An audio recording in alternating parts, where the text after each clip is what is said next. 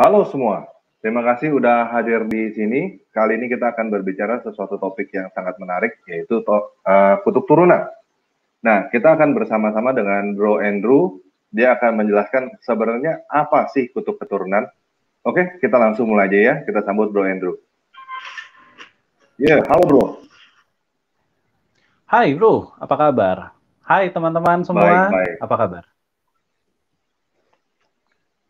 Yes, oke. Bro, Di hari apa itu ini, kutub gimana? keturunan, Bro? Apa itu Oke, kutub kutu keturunan? keturunan. Jadi kutu keturunan tuh begini ya. Kutu keturunan adalah sebuah hal yang namanya kutuk-kutuk, teman-teman ngerti ya. Ada kutuk, ada berkat. Kutuk itu adalah dalam tanda kutip kesialan. Nah, ada beberapa kesialan-kesialan yang dalam tanda kutip nih saya temukannya turun temurun gitu. Nah, di layar teman-teman bisa bisa lihat, saya berikan beberapa contohnya aja, dan ini contoh yang amat sangat sederhana, jadi teman-teman bisa lihat di situ ya. Ini adalah contoh kutub turunan. Contoh yang pertama adalah ada sakit turunan. Ya, teman-teman pasti pernah dengar. Apakah sakit itu turunan? Apakah sakit itu kutub? Beberapanya iya. Contohnya begini teman-teman, saya pernah pernah tracking ya. Teman-teman pasti tahu pernah dengar diabetes tipe 1. Diabetes tipe 1 adalah yang misalkan orang tuanya, entah bapaknya, entah emaknya gitu ya, kena diabetes, kemudian punya anak. Nah, sejak saat itu anak yang baru lahir ini punya masalah diabetes juga gitu ya. Itu adalah salah satu sakit turunan. Apakah itu kutuk? Kalau teman-teman menelusurinya, bisa iya. Sekali lagi ya, kalau teman-teman menelusurinya bisa iya. Jadi definisi kutuk bisa jadi karena ini kutuk turunan tuh adanya masalah DNA. Misalnya contohnya begitu. Kalau secara kedokteran begitulah ya. Tapi teman-teman juga bisa memahami bahwa yang namanya sakit turunan benar-benar ada yang sakitnya misalkan ada riwayat sakit jantung misalnya ya, dari sononya, terus kata dokter, kamu ada riwayat sakit jantung nggak? Dari papamu, dari mamamu, dari engkongmu, dari nenek moyangmu, apa segala macam. Kita mencoba menelusurinya gitu. Dan hal yang menarik adalah begitu kita percaya, oke ya, walaupun ini bukan kata-kata yang paling mendasar banget tentang yang namanya kutukan, tetapi begitu dirimu percaya, tiba-tiba sakit itu bisa muncul gitu. Ada beberapa orang yang nggak percaya, saya nggak percaya itu kan ancestors-nya saya gitu. Ancestor-nya saya kan udah sakitnya entah kapan dan lain sebagainya. Memang saya masih ada. Nah, bisa iya, bisa enggak. Nah, untuk bisa memahami kutuk keturunan atau bukan, makanya hari ini kita akan memahami hal-hal yang seperti itu. Karena ada beberapa hal yang misalnya ya, contohnya adalah ada definisinya adalah sakit turunan yang karena kesalahan DNA. Ada juga. Oke. Okay? Nah, hal-hal yang seperti ini buat kami para mental terapis, kami harus menyelidiki hal-hal seperti ini. Contohnya begini. Ini track record yang pernah terjadi. Jadi saya ketemu dengan satu orang yang diabetes tipe 1. Secara kedokteran diabetes tipe 1 ya udah suntik insulin aja seumur hidup gitu ya. Nah, waktu itu ketemu dengan saya dan dia meminta tolong ada apa dengan dirinya. Sebenarnya akar masalahnya waktu dia ketemu dengan saya adalah untuk membereskan masalah kepercayaan dirinya. Sampai sekarang orangnya masih hidup gitu ya. Waktu dia menemukan akar masalah kepercayaan dirinya, ternyata dia merasakan ketidakpercayaan dirinya ternyata dari bapaknya. Dan singkat kata, saya lepaskan faktor-faktor masalah ketidakpercayaan dirinya. Apa yang terjadi? Lucunya adalah diabetesnya sembuh hanya dengan 2 kali sesi aja. Tentu aja permasalahan ini tidak bisa digeneralisasi ya. Nggak bisa digeneralisasi. Buat teman-teman yang mungkin, oh berarti orang tua saya atau si ini, si itu, mungkin diri teman-teman juga ada misalnya diabetes tipe 1. Belum tentu dengan tekniknya saya bisa berhasil, tetapi dari situ kita bisa ngerti bahwa kutuk keturunan yang versinya adalah sakit turunan bisa disembuhkan, walaupun nggak jadi jaminan untuk semuanya ya, karena saya sendiri bekerja sama-sama dokternya dia. Jadi dokternya dia sampai sempat kaget yang tadinya nilai gulanya adalah 400 sekian berubah menjadi 120 130-an. hanya dalam 2 kali sesi ya. Itu adalah misalkan sakit turunan ya. Dan sakit turunan tuh banyak banget. Banyak banget, nggak cuma sekedar yang barusan saya lakukan. Kemudian adalah nomor 2, kalau kita lihat di slide adalah pengajaran keluarga. Contoh, kutuk keturunan salah satunya adalah pengajaran keluarga yang membatasi diri kita untuk tidak berkembang. Contohnya, kita mah nggak bisa apa-apa, kita mah bukan siapa-siapa. Dan itu dari turun-temurun, dari ancestor kita ke berapa kita nggak ngerti, tapi selalu dibilang seperti itu, dibilang lagi seperti itu, dibilang lagi seperti itu, sampai generasi ke kita juga berbicara pengajaran yang seperti itu. Akhirnya karena udah mendarah daging dalam tanda kutip pemikiran-pemikiran ini akhirnya membuat yang namanya berkat tidak mengalir.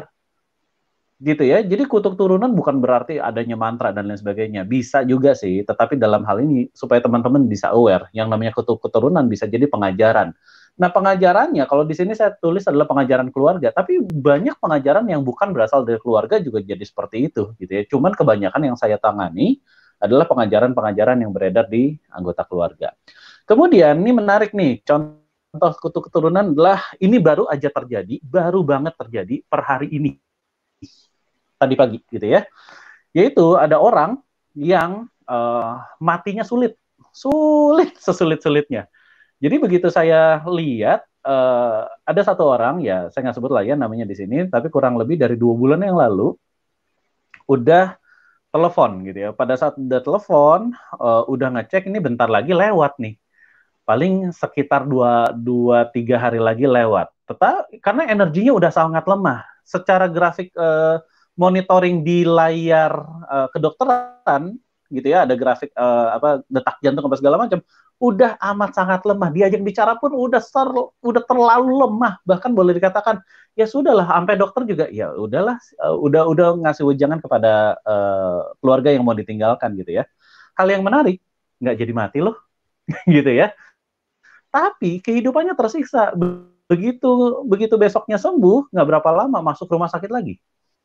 Kemudian hal yang sama terjadi, paling 2-3 hari lagi, besoknya sembuh lagi, gitu ya. Jadi masalahnya di mana? Begitu ditelusurin, dia ingin mewariskan keris yang dia pakai kepada anak prianya. Masalahnya dia nggak punya anak pria. Gitu. Jadi dia kelimpungan gimana caranya mewariskan keris pusaka lah, apapun namanya titipan pusaka gitu ya, yang dia harus titipkan ke orang lain, tapi nggak ada satupun anak yang mau terima. Jadi akhirnya mau mati nggak jadi, mau mati nggak jadi. Dan itu prosesnya, karena saya ngerti apa yang terjadi, yaitu amat sangat menyiksa sekali ya. Jadi buat teman-teman perhatikan, apakah ada di antara teman-teman yang dulu ancestornya berbicara tentang keris, tentang batu itu banyak banget, batu kristal apa segala macam ya. Jadi teman-teman bisa aware di area seperti itu. Nah, berikutnya adalah buat teman-teman yang pernah mendatangi peramal, dukun, kemudian menjalani ritual-ritual khusus yang pernah terjadi. Nah, teman-teman perhatikan di situ. Yang teman-teman tidak sadar adalah misalkan ya, contoh ya, adalah bikinin saya kopi misalkan. Saya peramalnya misalkan ya, bikinin saya kopi. Ketika teman-teman bikinin kopi, tanpa sadar teman-teman setuju loh untuk berada tunduk di bawah kekuasaannya dia. Gitu ya. Pada saat kita datangin dukun dan lain sebagainya, mungkin nggak kerasa, tapi begitu pulang selalu ada masalah sejak saat itu. Jadi teman-teman bisa memahami bahwa hal-hal yang seperti ini, definisi, misalkan contoh ya, menjalani ritual, apakah ritual khususnya harus mandi di pantai gitu lah ya, kemudian apalagi ya, nyelam atau berpuasa ke gunung, kemudian ke mana, ke kuburan, semedi di sana, nggak harus seperti itu loh teman-teman. Perhatikan aja, nggak harus seperti itu. Teman-teman kalau misalkan nyajiin kopi aja, nyajiin rokok aja versinya dia, teman-teman bisa udah langsung masuk ke dalam kutuk. Nah, kutuk ini mungkin bukan kita yang ngerjain. Kutuk ini ibaratnya gini, bukan kita yang datengin peramal, bukan kita yang datengin dukun, bukan kita yang ngejalanin ritualnya. Ternyata yang ngejalanin ritual itu misalnya adalah ancestornya kita, orang tuanya kita gitu loh ya. Kita bisa kena, bisa banget. Jadi kita nggak ngerti nih definisi, bukan maksudnya gini, kita nggak ngerti apa yang dilakukan sama mereka, ancestor kita, tapi tiba-tiba tahu-tahu kita yang kena. Dan kita kebingungan, kenapa kehidupan gue kayak gini ya? Ini adalah contohnya. Nah, di slide ini adalah berbicara penyebabnya. Jadi di slide kedua sini saya nggak tahu udah berganti belum ya. Oke, saya anggaplah udah berganti ya. Penyebab Belum. kutuk turunan, misalnya contohnya adalah janji. Belum bro, belum Gitu ganti. ya, janji. Contohnya begini, teman-teman. Ini belum berubah ya? Belum. Oke, masih. Mestinya sudah berubah. Sebentar saya sharing lagi deh, sekali lagi ya. Alright. Share screen, aplikasi Windows, dan share. Oke. Coba dicek.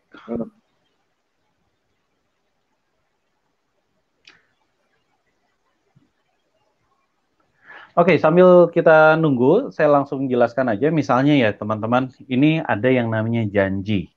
Janji itu ada sangat banyak. Oke, saya jelasin begini. Beberapa dari kita punya ancestor. Bukan beberapa dari kita sih, semua dari kita punya ancestor ya. Nah, ancestor kita pernah nggak sih dapetin cerita kayak gini? Aku nih ya, aku akan menjaga anak cucuku. Pernah nggak dapetin itu ya? Pernah ya dapetin cerita-cerita seperti itu. Jadi ancestor ini dan kemudian sudah meninggal. Saya berjanji, misalkan si ancestornya bilang begini, saya berjanji saya akan menjaga cucu-cucu saya dari titik-titik-titik. Dari orang jahat lah, dari inilah, dari itulah, banyak tuh ya.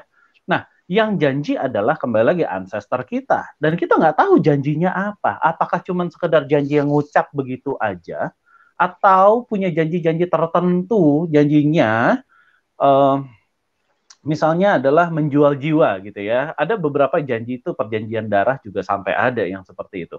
Oke lah, kita anggap nggak sampai perjanjian darah misalnya ya. Kita anggap ini asal ngecap, asal ngucap, tapi akhirnya kejadian.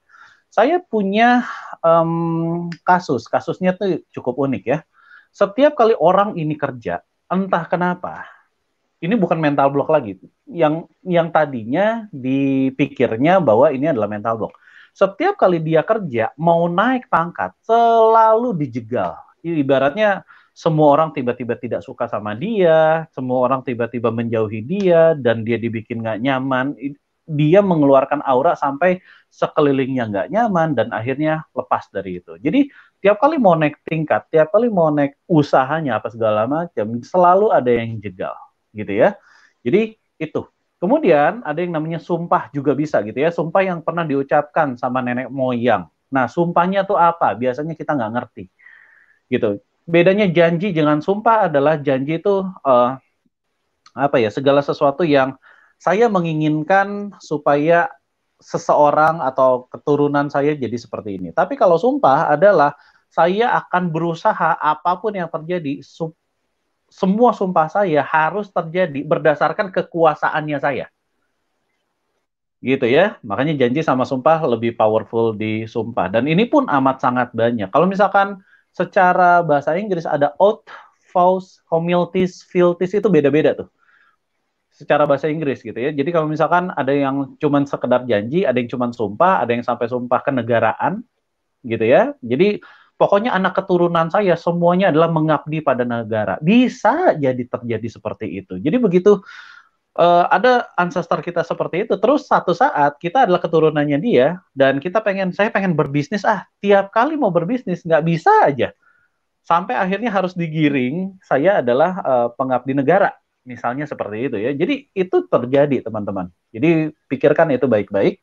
Kemudian yang terakhir adalah tentang emosi yang terperangkap di DNA atau dalam tubuh. Nah, emosinya ini adalah berbicara tentang kepahitan, dendam, amarah, kesedihan, kekecewaan, merasa diri tidak berharga, dan masih banyak lagi dari situ. Gitu ya. Jadi emosi juga bisa jadi kutuk turunan. Padahal bukan kita yang punya emosinya. Yang punya emosinya adalah ancestor kita.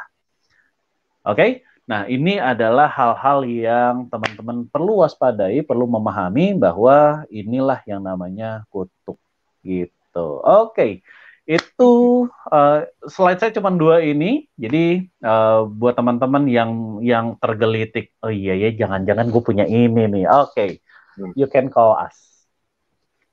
Oke.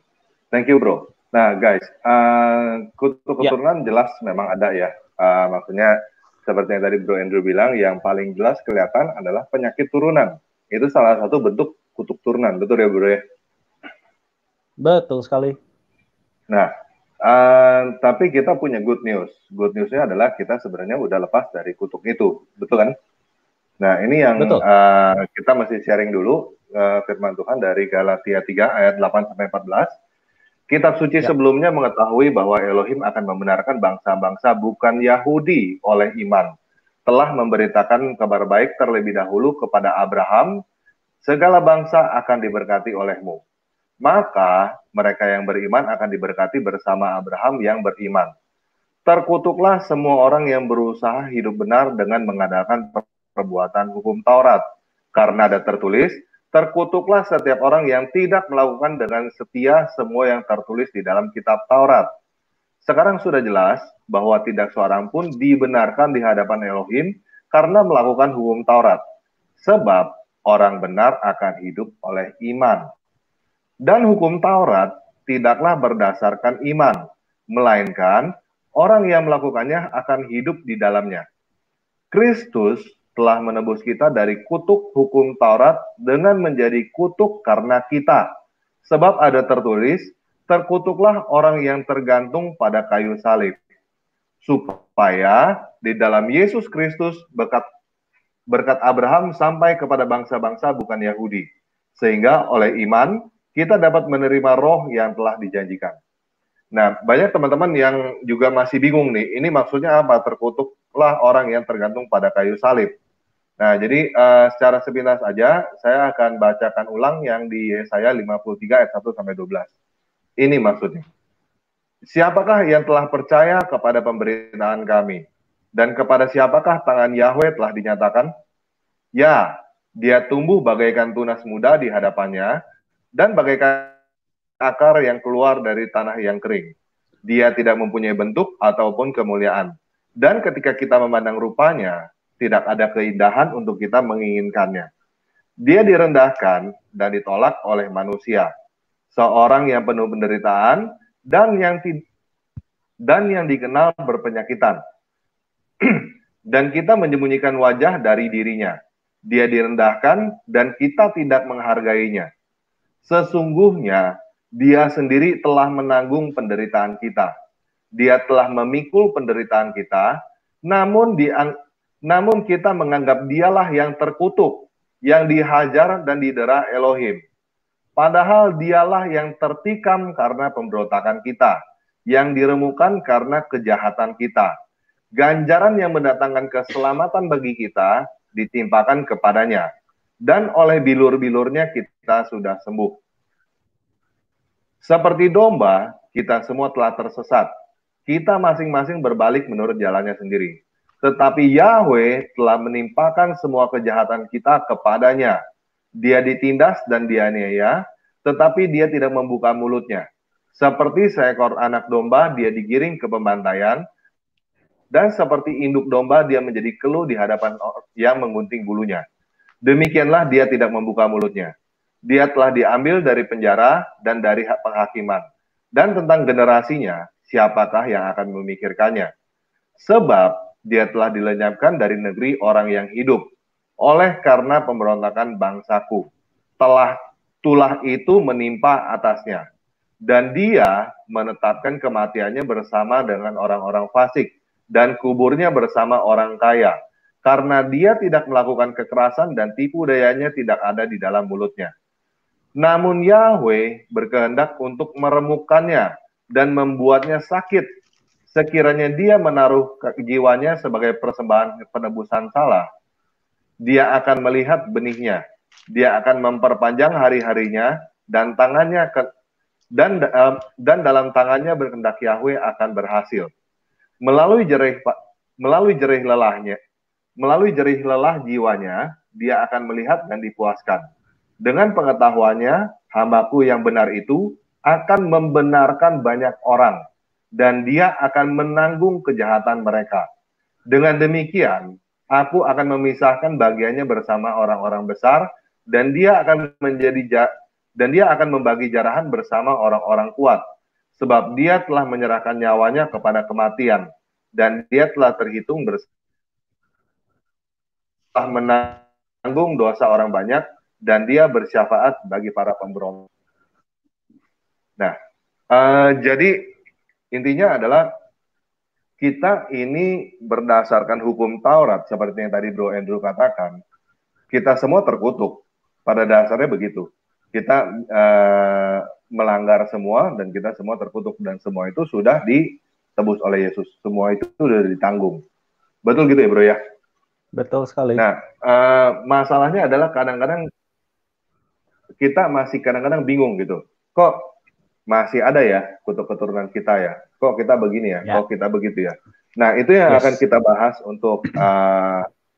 untuk sesi ini. Jadi begini maksudnya.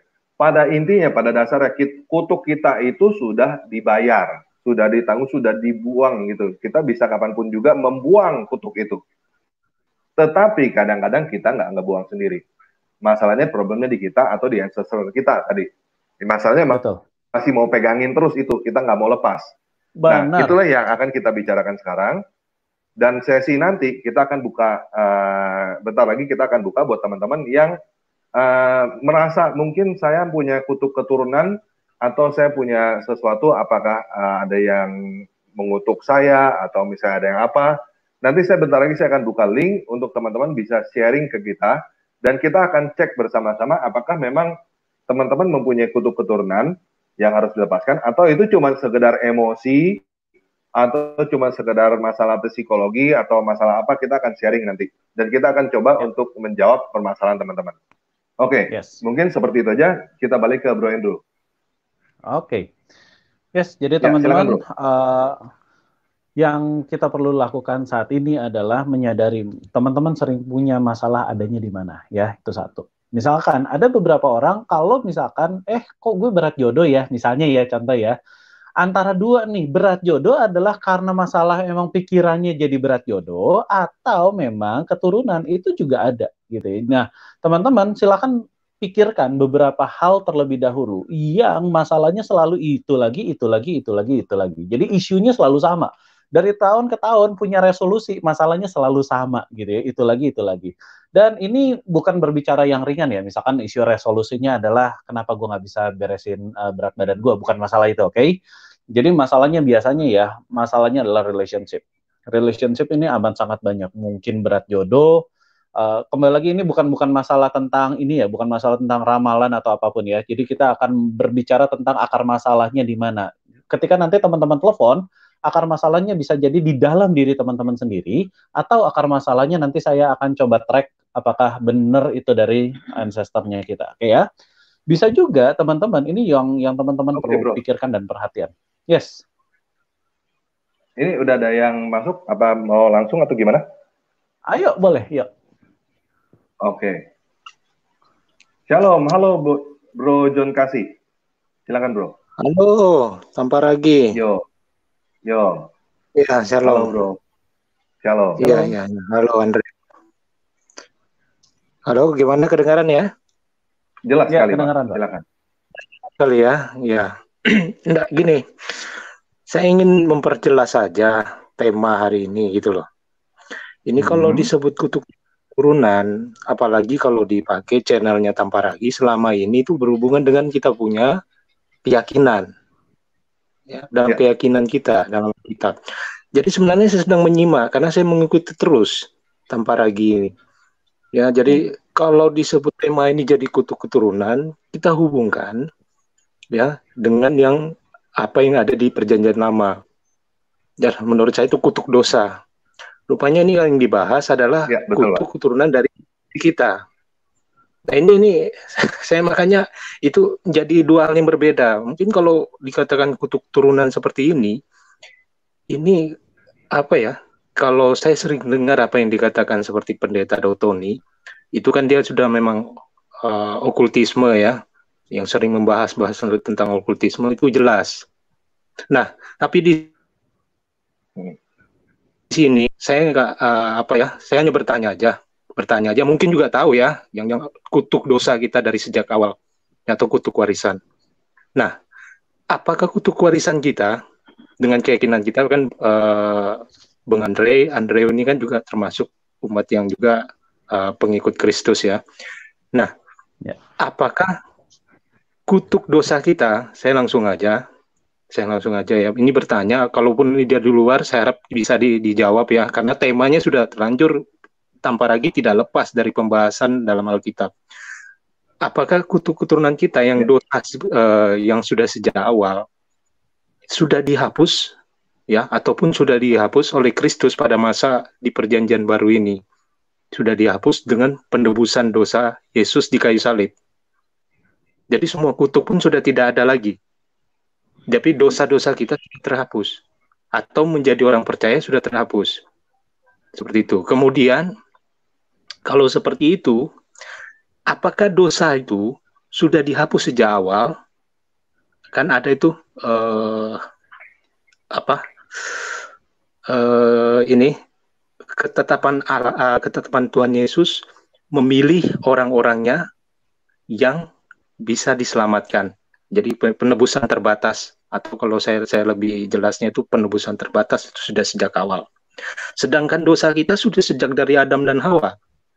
Setelah dia memakan buah pengetahuan itu yang dilarang. Nah, itu akan terus ya. Dosa kita pertama melanggar perintah Allah. Kemudian dosa yang seterusnya sejak dari itu kutukan yang dari Allah pada masa itu atau Tuhan Yesus mengutuk yang sebelumnya Adam dan Hawa tidak berdosa dan kutukannya kita alami sampai sekarang, yaitu ketika sudah dia makan, lalu Allah membuat perjanjian dengan manusia termasuk iblis bahwa engkau yang perempuan Hawa akan melahirkan dengan kesakitan. Kemudian Hawa akan birahi pada laki-laki atau suamimu, dan itu memang sudah dialami, termasuk yang laki-laki atau Adam akan bersusah payah engkau mencari rezekimu, seperti itu ya. Nah, itu sampai sekarang itu kita rasakan, termasuk yang dalam hukum Taurat dan itu. Nah, ini yang saya tanyakan kepada Andre Paragi, apakah kutuk dosa ini kita masih alami sekarang?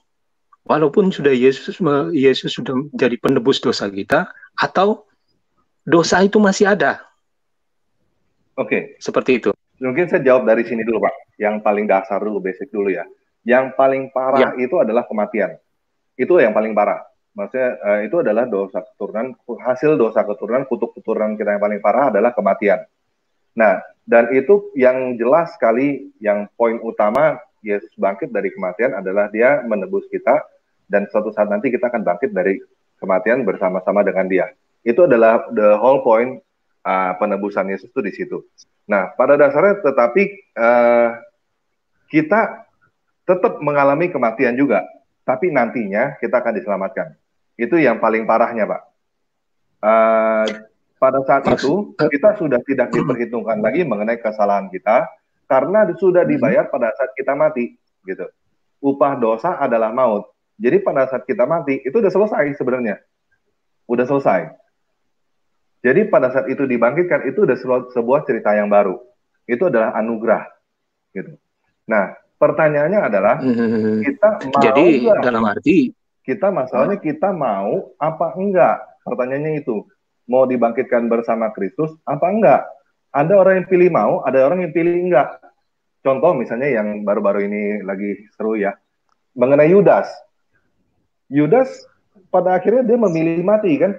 Gitu. Dia nggak memilih hidup, dia memilih mati. Apakah akan dibangkitkan untuk hidup bersama-sama dengan Yesus? Padahal orangnya nggak mau hidup, orangnya mau mati gitu. Apakah akan dipaksain? Kan nggak mungkin gitu. Itu orang yang memilih untuk ya kita nggak mau hidup abadi, ya sudah. Itu namanya pilihan, Mbak. Anugerah itu dibuang sama dia. Begitu juga dengan itu yang paling basic mengenai kematian.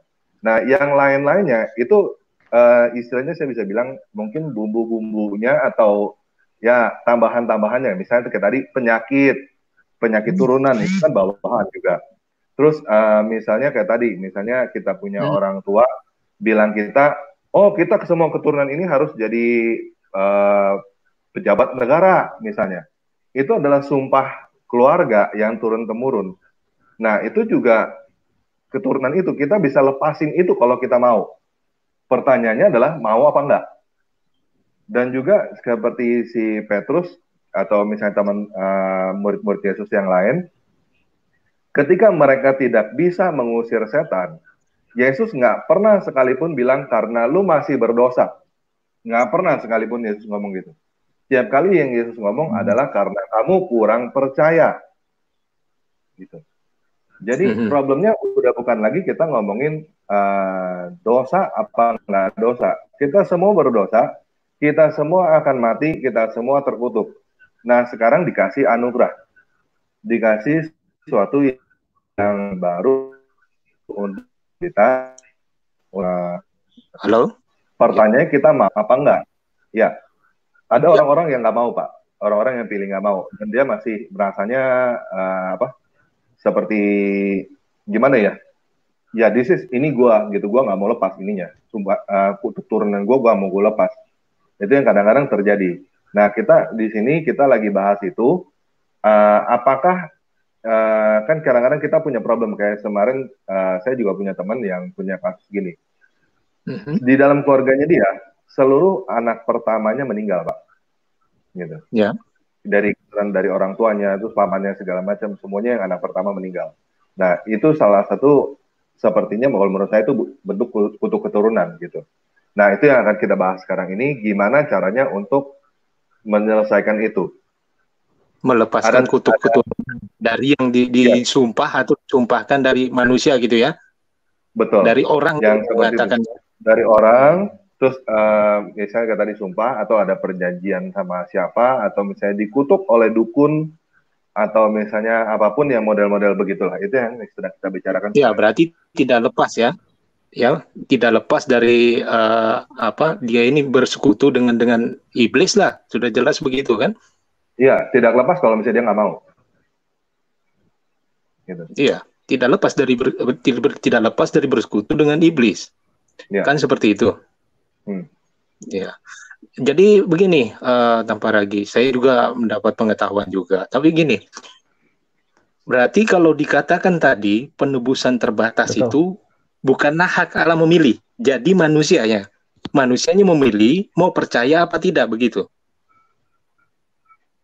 Dan setelah dia jatuh dosa dia menerima bahwa dia sudah ditebus dosanya, dan dia mau menerima atau tidak, mempercaya bahwa Yesus telah menebus dosa itu, gitu ya? Halo? Betul.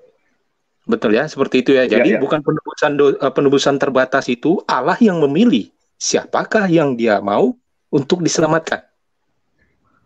Bukan ya, jadi keterpilihan itu dari manusia. Pada dasarnya gini, Pak. Ya.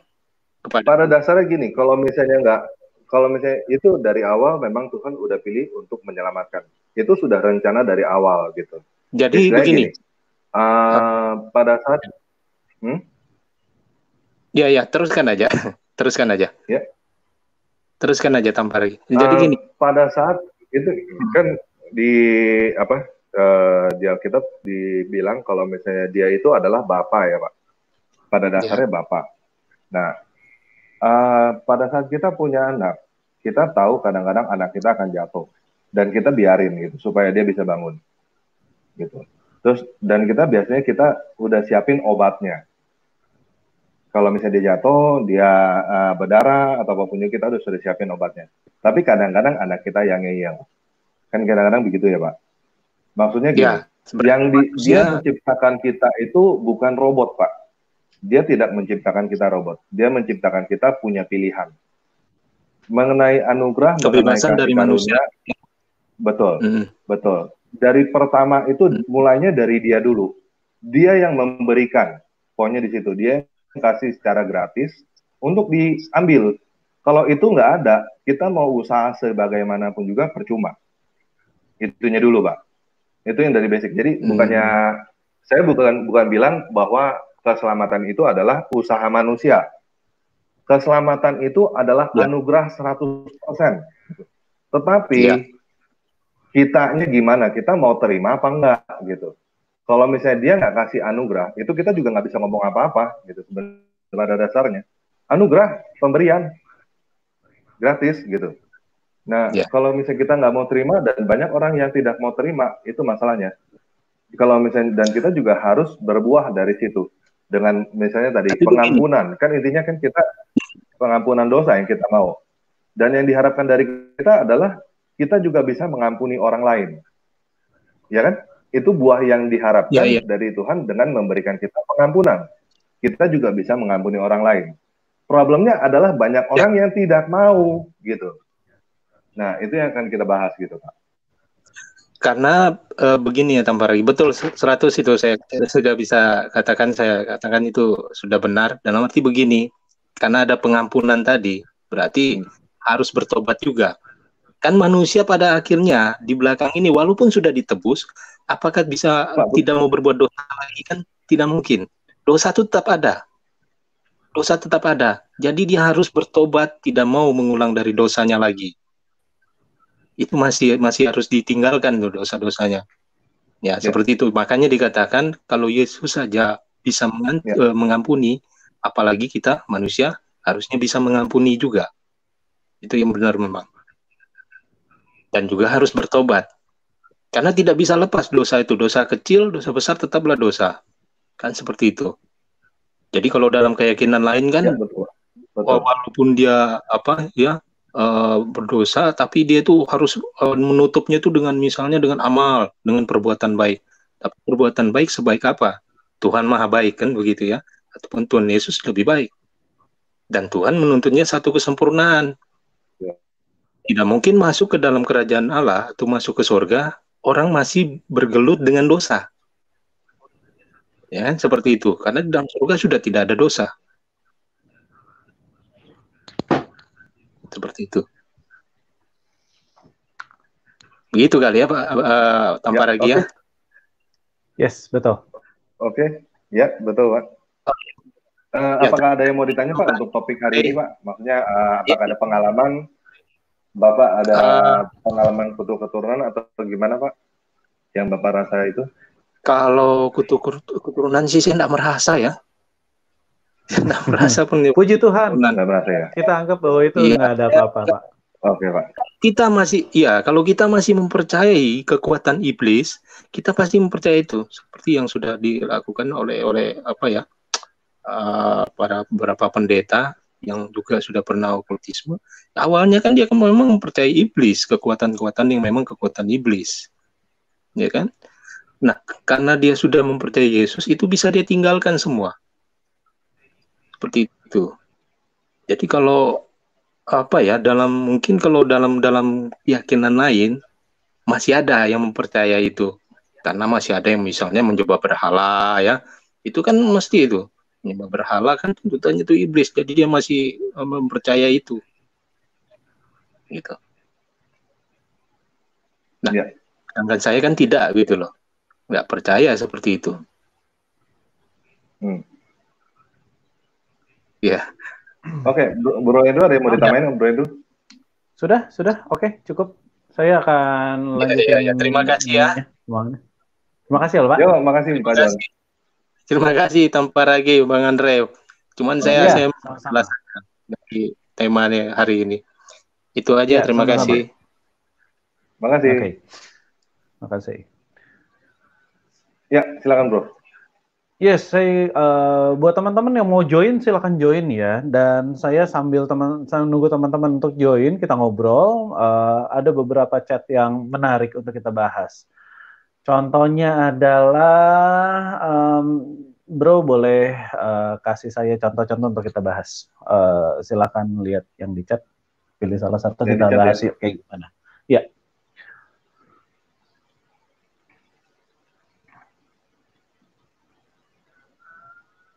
Buah banyak banget nih ininya.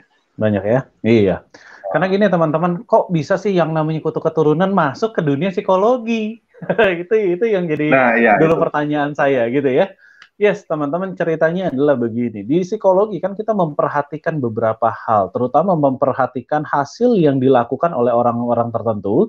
Dan yang kedua, kita memperhatikan adalah karakter yang dilakukan oleh orang-orang tertentu. Pernah nggak sih dapetin orang karakternya marah-marah melulu? Pasti pernah ya. Udah marahnya ke sini, marah sono, dan auranya itu panasan lah kalau kita bilang gitu ya. Ada di kantor, entah kenapa kita nggak nyaman sama dia, dia ada di mana, entah kenapa kita nggak nyaman sama dia, dan seterusnya. Nah, kemudian itu adalah pemahaman yang teman-teman harus pahami ya. Jadi kalau misalkan, ini terjadi berulang-ulang, jadi kalau misalkan kita berada di rumah, aura dari seseorang nggak beres, maka kita patut pertanyakan. Terus begitu kita ada di kantor, ada beberapa orang yang auranya selalu seperti itu, dan ketika kita ajak ngobrol, dia selalu punya pola berulang. Misalnya polanya adalah kutu loncat. Pokoknya definisi kutu loncat sebenarnya nggak ada masalah ya dalam pekerjaan. Tapi dia selalu kutu loncat karena tidak disukai di kantor sebelumnya. Dan itu jadi masalah besar nantinya teman-teman. Itu adalah salah satunya. Nah, kemudian yang kita lakukan di ladang psikologi adalah waktu itu berpikir apakah benar dalam tanda kutip yang namanya kutuk itu masih ada. Ini adalah pertanyaan saya secara pribadi. Karena begitu karena tadi saya amat sangat setuju dengan pemikiran siapa penelpon barusan adalah berbicara gini. Kalau misalkan Tuhan udah membereskan semuanya di atas kayu salib itu, kok masih ada sih yang namanya kutuk? Itu ya, jadi pertanyaan. Kemudian salah satu jawabannya adalah begini. Ancestor kita bisa jadi belum kenal Yesus. Yang kenal Yesus baru kita. Entah gimana lah caranya. Singkatnya, kita adalah orang yang dipilih gitu lah ya. Nah, gara-gara hal itu yang menyebabkan kita jadi punya kesadaran. Nah, pada saat kita punya kesadaran terima Yesus, tetapi ada sesuatu kutuk kan masih bermain sebenarnya tanpa sadar di badannya kita. Nah, kalau teman-teman nggak bisa kenalin kutuknya, dia akan kembali terus-menerus, gitu ya. Ini pemahaman yang teman-teman harus pahami terlebih dahulu. Makanya, kalau misalkan teman-teman lihat Tony Daud, pendeta Tony Daud ya, di seminar-seminarnya dia di gereja gitu, selalu ada orang, kalau dia ada sesi tanya jawab, selalu ada orang yang bertanya hal yang sama. Kita udah diberesin nih, kutuk itu udah diberesin, tapi kok saya masih punya kutuk? Nah, itu jadi pertanyaan, gitu ya. Nah, saya dapetin jawabannya adalah begini, teman-teman bisa tracing kok ke atasnya kita. Benar-benar kita bisa lihat ancestor saya ke berapa, ancestor saya ke-5 kah, ke-17 kah, atau berapakah, kita bisa tracking gitu ya. Kita bisa tracking ke atasnya kita. Dan kemudian ancestornya kita punya janji apa, punya sumpah apa.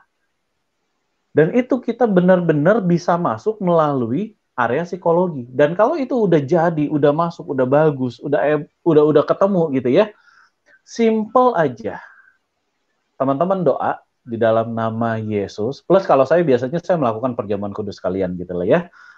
Baru dari situ benar-benar bisa dipatahkan. Maksudnya apa sih? Kenapa kita harus tracking? Kenapa nggak kita doa aja? Bukankah doa itu manjur gitu ya? Itu jadi pertanyaan saya juga. Kenapa kita harus tracking? Karena begini teman-teman, untuk bisa memahami kita dalam tanda kutip masih punya kutukan yang mana, kita kan harus tahu targetnya apa. Masalah saya tuh adanya di mana? Di relationship, di bisnis, di kepemimpinan, di pekerjaan, di mana? Kan nggak semuanya tuh apa ya ibaratnya, nggak semua senjata bisa memusnahkan semua orang gitu lah ya. Dalam arti kata begitu ya. Jadi yang kita lakukan adalah begini, senjata mana yang kita harus tahu dulu targetnya. Kalau targetnya kita udah ngelihat ancestor kita, oh targetnya mulainya dari dia gitu ya. Oh mulainya dari si ancestor kesekian. Dan isi daripada sumpahnya, isi daripada janjinya adalah seperti itu. Maka pada saat kita doa, kita ngerti kok targetnya apa. Sama seperti teman-teman lagi doa. Doa meminta sesuatu, apapun permintaan teman-teman. Ketika teman-teman berdoa, pasti ngerti kan targetnya apa. Waktu teman-teman ngerti targetnya apa, maka Tuhan akan ngegiring ke arah target itu. Termasuk dalam hal menghancurkan kutuk. Gitu ya. Jadi teman-teman harus ngerti dulu targetnya di mana. Kalau udah dapat targetnya, baru powerful banget doanya. Maksudnya gitu ya. itu secara spesifik gitu ya bro ya?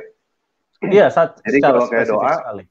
kalau kayak doa gitu, minta, ya anggaplah yang paling inilah, minta mobil gitu ya. Ya, Berarti kalau kutuk juga doanya ya hancurkan kutuk ini, kurang lebih gitu ya. Kutuk-kutukan yang betul, apa gitu harus betul, spesifik. betul, betul. Jadi kalau misalkan contoh ya, teman-teman minta mobil, kemudian dikasihnya misalkan mobil yang kecil. Tuhan, kok ini sih mobil yang didapat? Padahal saya pengennya yang itu gitu loh. Nah, kalau teman-teman nggak spesifik, ya teman-teman akan melenceng tuh, gitu ya. Jadi termasuk misalnya perang roh, misalnya aja ya, perang roh. Perang terhadap penguasa di udara. Kalau teman-teman nggak spesifik, ya kita nggak tahu apa yang lagi dihancurin. Ya, bisa paham ya? Itulah kuasa doa dan kenapa kita harus spesifik. Barusan Oke, kayaknya ada Bro Johnson. Bapak. Ya, silakan Bro Johnson. Halo? Halo? Ya, silakan Bro. Halo? Selamat malam. Mas Andre. Maaf, Mas Andre. Halo, selamat malam. Malam, silakan Malam. Pak. Suara jelas. Ini apa Mas Andre ya satu ya? Mas Ya, Andre Iya. apa? Ini saya Boleh mau manggil Mbak. ya. Itu seperti berarti tadi dikatakan bahwasanya kutuk dari Ancestor ya apa tadi namanya itu ya? Ya, dari Halo? leluhur, Pak. Ya, dari leluhur. Dari Ancestor itu leluhur. itu berarti kita masih bisa terikat dengan itu. Gimana Pak Halo? pertanyaannya? Apakah kita masih bisa Maksudnya- terikat dengan itu? Ya, betul. Maksudnya sumpamanya Suara Bapak Itu- agak keputus nih di. Iya, ulang Pak. Pak Johnson nanya apakah kita masih terikat dengan sumpah-sumpah leluhur kita? Oke, pertanyaannya masih bisa terikat, masih. Ingat ya, masih. Makanya, oke, Bapak ini pemahaman yang kita perlu pahami ya. Manusia punya iman itu ada dua. Iman terhadap Yesus, yang satu ini jangan diganggu-gugat, oke? Nah, iman terhadap kehidupan. Iman terhadap kehidupan itu terjadi karena pemrograman diri kita, pemrograman DNA kita, pemrograman banyak hal, gitu ya. Nah, pemrograman di sini yang biasanya sering bermasalah. Iman kita terhadap Yesus tidak ada masalah. Iman kita terhadap pemrograman yang sudah dilakukan turun-temurun itu yang ada masalah. Nah, jadi kalau dibilang salah satu kutuk itu adalah pemrograman terhadap segala sesuatu yang merugikan diri kita, itu juga adalah salah satu kutuknya. Nah, kalau itu bisa kita ketemukan, maka kita bisa lepaskan itu. Banyak hal yang kita bisa lepaskan. Oh ya. Terus begini. Halo, apa kedengaran? Ya, silakan Pak, kedengeran. Berarti ada ya, masih ada terus ya. Misalnya contohnya aja Pak, apakah Bapak punya di antara garis keturunan Papa atau Mama ya, apakah Bapak punya, ada nggak garis keturunan Mama atau Papa yang sakit?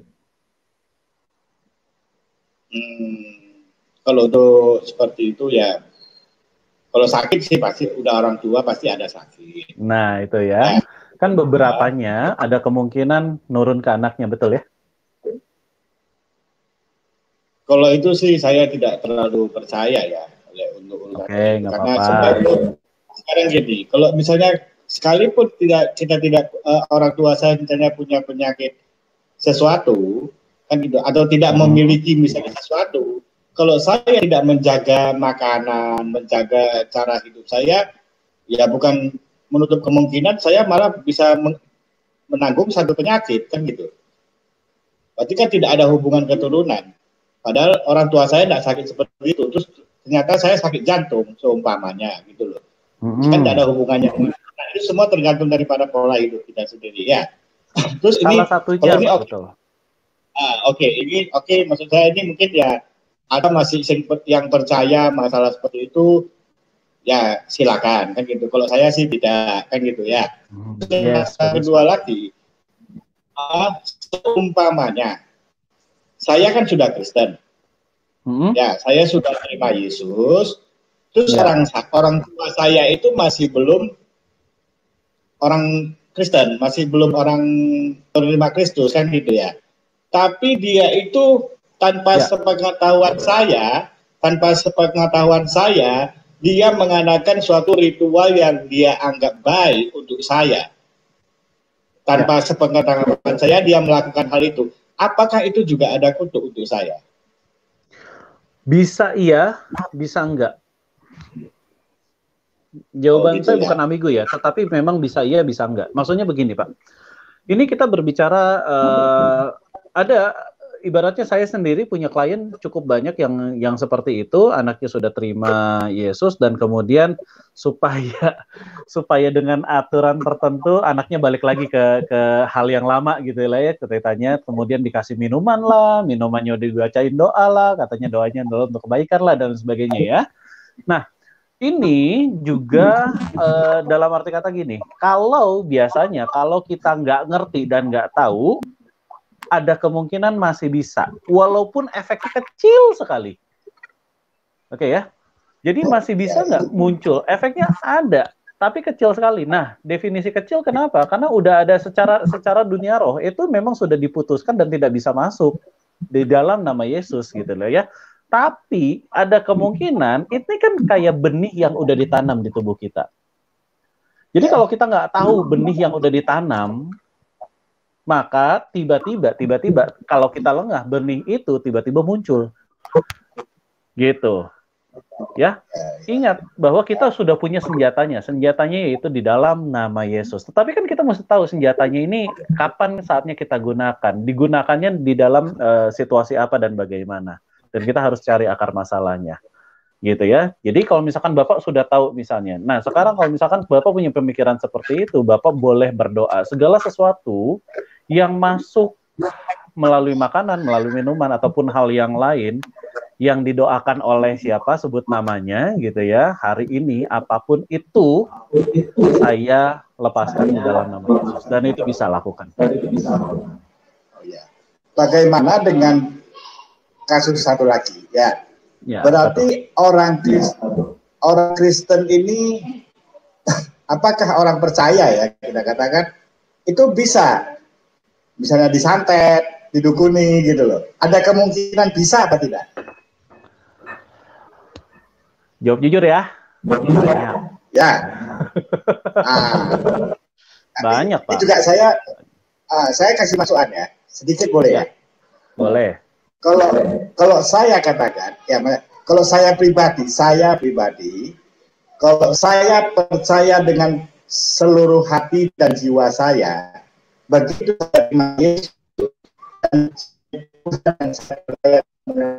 saya, aduh, kok hilang? Ya, lanjut Pak. Tuhan yang saya percaya bahwasanya segala kutuk daripada sebelum terdahulu nenek moyang saya dan segala macam kutuk yang akan datang kepada saya tanpa saya ketahui, itu tidak bisa lewat. Saya berani yakin itu. Kalau saya orang percaya. Kalau ada yang masih bisa, ada orang yang masih bisa kena seperti itu, saya mau yakinkan itu orang percaya atau bukan. Oke, saya jelasin beberapa hal ya. Oke. Jadi gini Pak, saya ketemu dengan orang-orang yang dia imannya kuat, tapi kok masih bisa disantet. Nah, ini menarik nih ya. Jadi gini, saya ketemu dengan orang-orang itu cuma menunjukkan, ini feedback nih. Pak, boleh kecilin suaranya? Oke, thank you. Jadi, saya ketemu dengan orang-orang seperti itu, nggak cuma 1-2 orang, dan Kristen banget, percaya Tuhan banget. Tapi kenapa dia masih bisa dilakukan, bisa tembus gitu lah ya.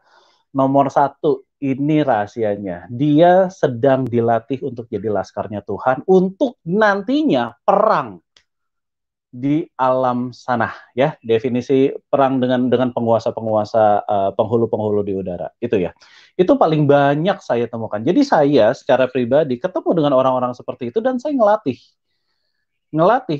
benar-benar cara perangnya gimana, apa yang kamu harus lakukan, apa yang harus kamu bisa dapatkan, gimana cara ngelepas dari kuasa santet kutuk dan lain sebagainya, itu saya ajarin caranya. Jadi bukan mempertanyakan imannya, tetapi mempertanyakan Tuhan ada rencana apa di balik dia kok bisa kena. Gitu. Kalau misalkan akhirnya ketemu saya dan saya bisa bimbing dia, dia malahan jadi berkat untuk banyak orang yang sampai sekarang masih juga. Kalau misalkan contohnya begini ya, ada orang yang baru percaya Yesus hari ini, misalnya gitu lah ya. Waktu dia percaya Yesus, dia masih bawa kutuk lama nggak? Sebenarnya masih. Jadi definisinya adalah pada saat dia mempercayai Tuhan Yesus, dia harus diperlengkapi dengan perlengkapan perang gitu deh ya. Kalau di Alkitab mesti ada ketopongnya, baju zirahnya, dan lain sebagainya. Nah, untuk bisa memahami itu, kadang-kadang diizinkan dalam tanda kutip untuk ketemu dengan hal-hal seperti ini.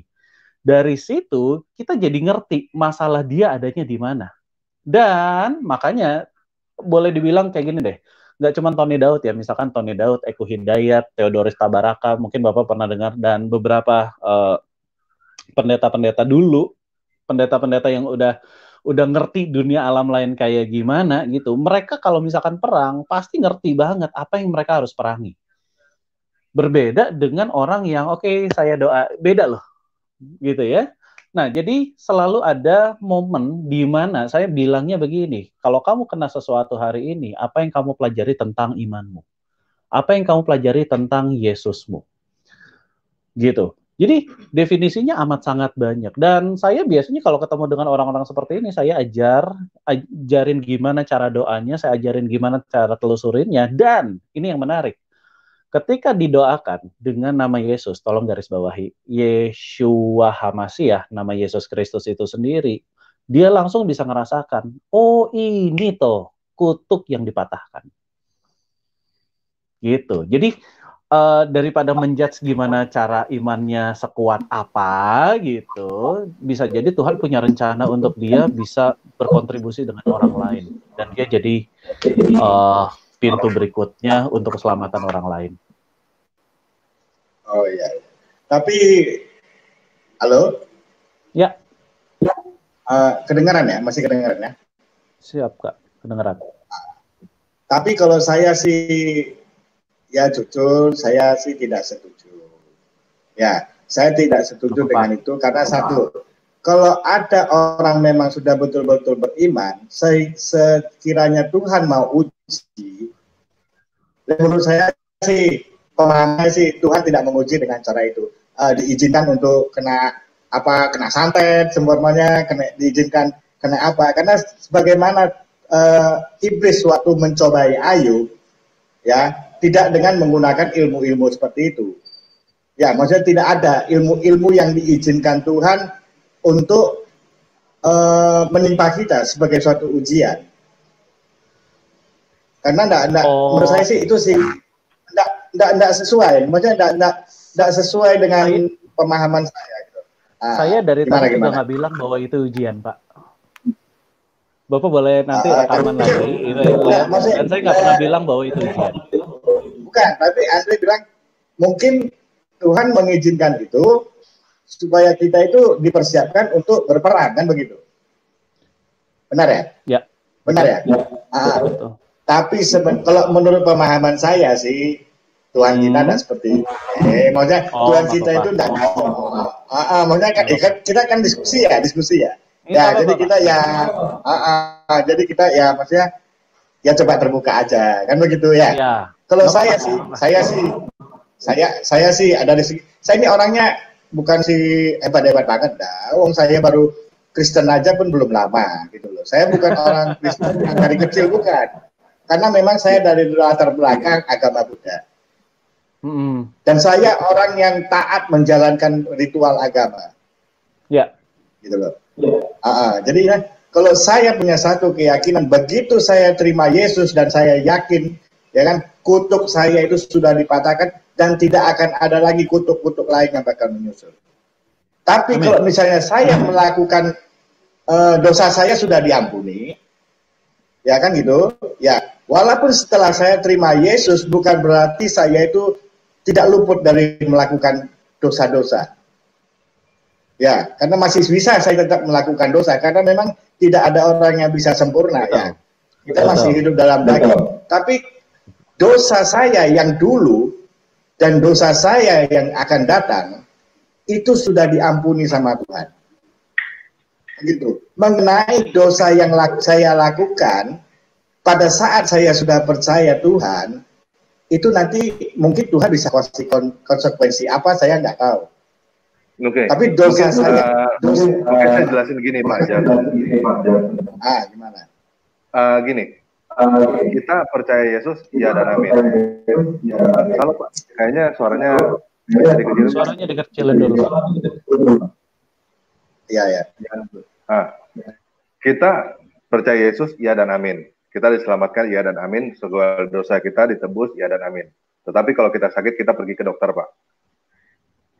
Ya, kurang lebih begitu. Nah, kalau misalnya yang kita bicarakan ini adalah masalah kejiwaan sebenarnya. Jadi, seperti dokter, tapi urusannya kejiwaan. Lebih ke arah psikologinya, Pak. Mungkin seperti itu yang bisa saya jelasin. Jadi, ini sama sekali bukan kita ngomongin soal dosa, apa nggak dosa. Dosa kita sudah ditebus, ya dan amin. Tetapi kita ada teknik-teknik khusus yang memang untuk, seperti dokter lah kasih obat gitu, Pak. Diperiksa dulu, oh sakitnya sakit apa gitu, dan cara ngobatinya pakai obat apa. Dari psikologi itu pada dasarnya itu pun ada, Pak. Jadi gimana cara tubuh kita bekerja ada di situ. Salah satunya misalnya kita ngomong soal doa gitu ya. Doa itu adalah sebuah kalimat yang kita keluarkan untuk memprogram diri kita sendiri. Pada dasarnya begitu. Atau memprogram orang lain. Jadi misalnya misalnya deh gini, ada orang ngomong si A gitu ya, ngomong sama si B, entar lu bakal kecelakaan, misalnya aja begitu. Nah, si B kalau misalnya dia terima itu kata-kata itu dan dia percaya, bisa kejadian sungguhan, Pak. Gitu. Jadi bukan masalah kita ngomongin dosa apa bukan dosa, tapi kita ngomongin teknis. Sama seperti kalau misalnya kita makan yang kotor ya kita bisa sakit perut gitu, Pak, walaupun kita percaya Yesus. Gitu. Ya sesimpel itulah, maksudnya bukan kita ngomongin soal basic fundamental kita dosa diselamatkan apa enggak, bukan itu. Tapi lebih ke arah teknisnya. Yes, jelas banget. Yes. Gimana Pak? Ya, maksudnya seperti ini. Kalau saya kan tadi saya ngomong saya pribadi, ya saya tidak mendoktrinkan ini dan saya tidak mengajarkan ini. Kalau saya pribadi, setelah saya terima Yesus dan saya percaya pengorbanannya di kayu salib itu tadi, darahnya dicurahkan, semua kutuk itu sudah putus. Baik itu kutuk dari para nenek moyang kita, kan gitu. Dan kutuk-kutuk lain itu tidak akan lagi menimpa kita. Itu pribadi saya. Ya oke, pribadi gitu loh. Itu pribadi. Nah, itu masalah. Kalau iman saya seperti itu sih. Kan semua terjadi sesuai dengan imanmu. Betul. Itu semua terjadi sesuai dengan imanmu. Seperti tadi Tan Paras dibilang bahwa kita disumpahin nanti kamu kecelakaan loh, kan gitu. Tapi karena kita sendiri beriman itu nanti bisa saja terjadi kan gitu. Iya betul, Pak. Betul. Berarti itu kita harus, yang penting kita harus bagikan kepada saudara-saudara seiman kita ini. Iman kita itu harus diperkuat dari hari ke hari. Dan kita tiap hari tidak bisa berjalan sendiri. Kan gitu. Kita harus berjalan senantiasa bersama Roh Kudus yang sudah diberikan sama Tuhan Yesus. Benar nggak? Iya, betul, Pak. Ya, betul. Jadi segala sesuatu kejahatan yang akan menimpa kita itu akan ditutupi oleh Tuhan. Kita akan senantiasa dilindungi. Jadi intinya itu, kalau saya pribadi, iman itu yang perlu diperkuat dari hari ke hari. Jadi saya tidak khawatir, masalahnya itu kutuk itu dulu dari nenek moyang saya, kakek moyang saya, orang tua saya sudah tidak khawatir. Sekalipun ada orang yang mau mencobai melakukan sesuatu yang jahat kepada saya, ya kan seperti ada dalam doa Bapa kami, janganlah masukkan kami ke dalam percobaan, tapi bebaskanlah kami dari yang jahat. Itu sebenarnya sudah cukup luar biasa. Tuhan kita itu luar biasa, Pak. Luar biasa sekali. Gitu loh. Kayaknya nanti takut yang lain ngantri nanti Saya terlalu lama Oke. juga nggak enak. Oke. Menggisu. Pak, terima kasih. Ya, terima Ya. kasih sama-sama. Terima kasih. Yes. Kalau belum ada yang gabung, Ya, kita ada yang yang gabung. gabung. Wah, oke. Cuman ada satu lagi nih, sebelum Pak Alfodo, saya ada satu pertanyaan dari Pak Patrick. Ini udah nggak tahu nih, udah banyak banget. Jadi pertanyaannya gimana cara trackingnya? Terus ya tadi ada yang juga nanya yang senada. Jadi kita tahunya dari mana kita punya, itu kan leluhur kita udah meninggal gitu. Kita tahu dari mana? Ya kurang lebih sama pertanyaan trackingnya gimana caranya. Mungkin Bro Alfondo, Adolfo abis ini ya. Oke, yuk gimana cara kita cari tahu tracking kutukan kita ya. Jadi nomor satu, teman-teman sadari dulu kita punya masalah di area mana. Oke, di area mana adalah yang tadi saya sempat bilang, apakah areanya bisnis, relationship, keluarga, atau hal-hal yang lain ya. Jadi teman-teman sadarin dulu, oke ya. Dan kejadian itu, pola itu selalu berulang. Ya, jadi nggak cuma kejadian sekali. Kalau cuma kejadian sekali ya sudahlah, itu cuma sekali gitu lah ya, kita anggap bahwa itu data. Tetapi kalau kejadiannya udah berkali-kali, itu kita perlu pertanyakan, oke? Nah, kalau misalkan contoh ya, masalah saya adalah misalnya di relationship. Oke, masalahnya di relationship. Nah, sekarang teman-teman boleh cek kondisi hatimu. Jadi teman-teman doa ya, ibaratnya pada saat kita berdoa kan kita nggak cuma pakai otak ya, pakai hati juga ya. Jadi pada saat kita doa ngecek, salah satunya adalah caranya seperti ini teman-teman. Silakan ucapkan kata-kata yang seperti saya ini. Ya Tuhan Yesus, tolong tunjukkan apakah masalah saya ini punya akar masalah dari bawah sadar saya, dari diri saya, dari psikologi saya, ataukah masalah ini dari ancestornya saya, ya, dari leluhurnya saya. Nah, pada saat kita doa, heninglah sejenak. Pada saat kita hening sejenak, nanti tubuh kita akan bereaksi. Reaksinya apakah jawaban A, yaitu dari psikologisnya kita, ataukah jawabannya B, yaitu dari ancestornya kita. Gitu. Kalau muncul ting yang B jawabannya, nah itu adalah pertanda. Ya, jadi cara nge-track-nya begitu. Itu cara nge-track yang paling sederhana. Setelah itu, teman-teman, setelah tahu nih, oh masalah saya sini adalah masalah keturunan. Kemudian kita bisa ngecek kok di kondisi badan kita. Ada dua cara ngeceknya gitu lah ya. Satu pakai kinesiologi. Kinesiologi adalah tes kekuatan otot. Kalau ototnya melemah, maka bukan itu jawabannya. Kalau ototnya menguat, ini agak sedikit apa ya, teknis banget ya. Kalau ototnya menguat, maka itu jawabannya. Jadi misalnya gini, apakah ancestor saya kelima? Gitu ya, ancestor saya kelima.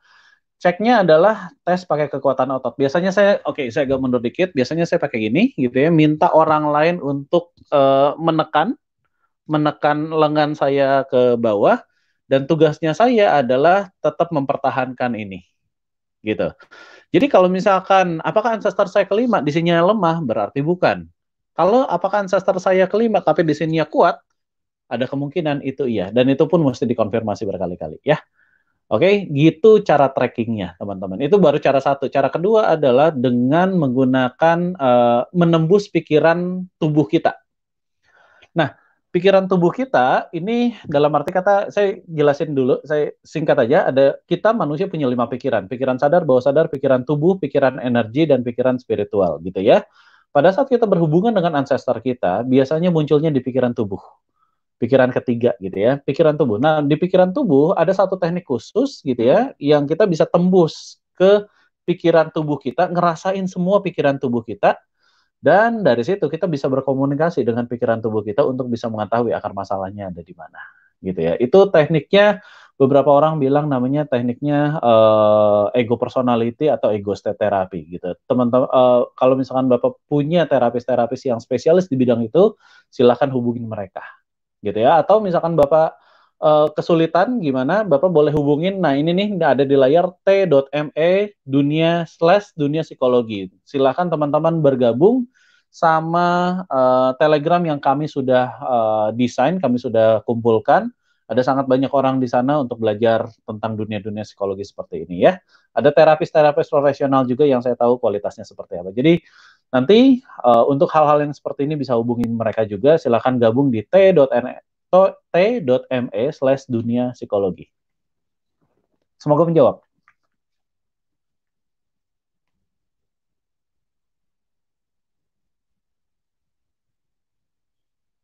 Halo. Suaranya hilang. Halo Bro Tanpa Ragi. Atau Bro siapa ini satu? Halo. Halo Bro Adolfo, Iya, silakan. okay. Yes. Halo Bro Adolfo, silakan. Halo Bro Adolfo.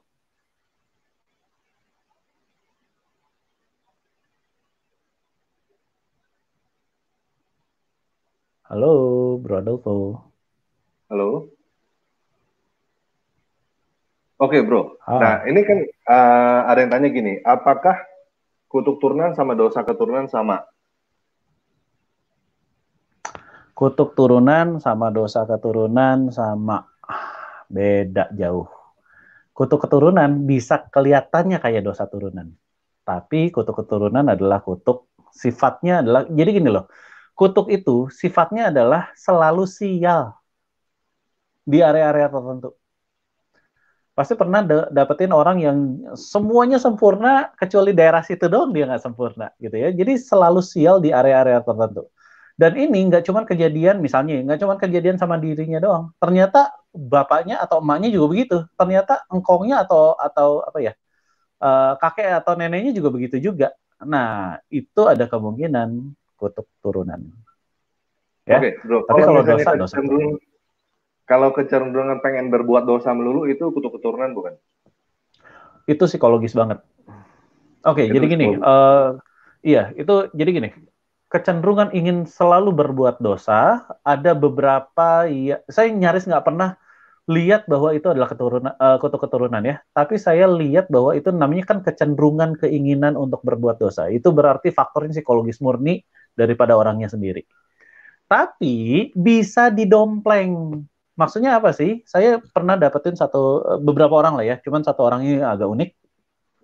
Satu orang ini adalah berbicara tentang dia nggak bisa lepas dari yang namanya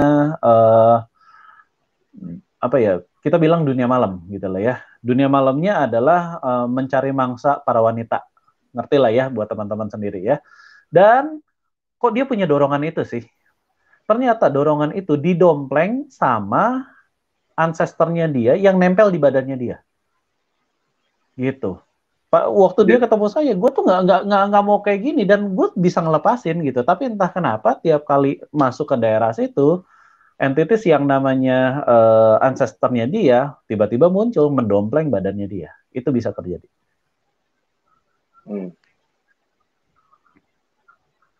Didompleng gitu ya? Didompleng, iya. Oke. Coba cari lagi.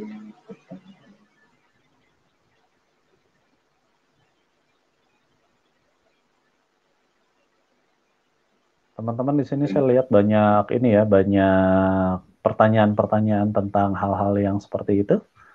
Kalau mau kita bahas boleh? Nah ini cukup menarik nih. Kita tidak mungkin kontak dengan leluhur kita yang sudah mati, tetapi resiko setan menyamar dengan nenek moyang kita seperti setan yang menyamar sebagai Samuel. Kita tidak mungkin kontak dengan leluhur kita yang sudah mati, tetapi resiko setan Bro Samuel, suara YouTube-nya dikecilin Pak. Oke, Bro Yohanes. Bro Yohanes. Suara YouTube-nya bisa dikecilin Pak. Bro Yohanes. Ya, halo. Apanya? Suara YouTube-nya dikecilin Pak Yohanes. Oke, sebentar. Ya.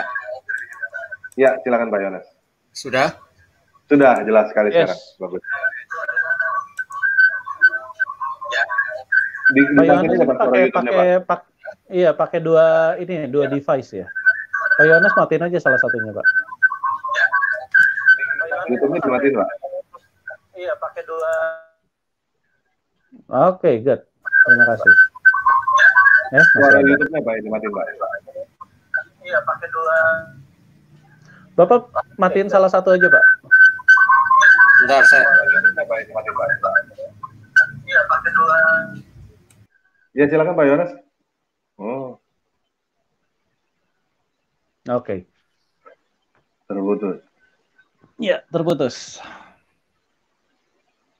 Lanjut, tadi kayaknya ada pertanyaan deh.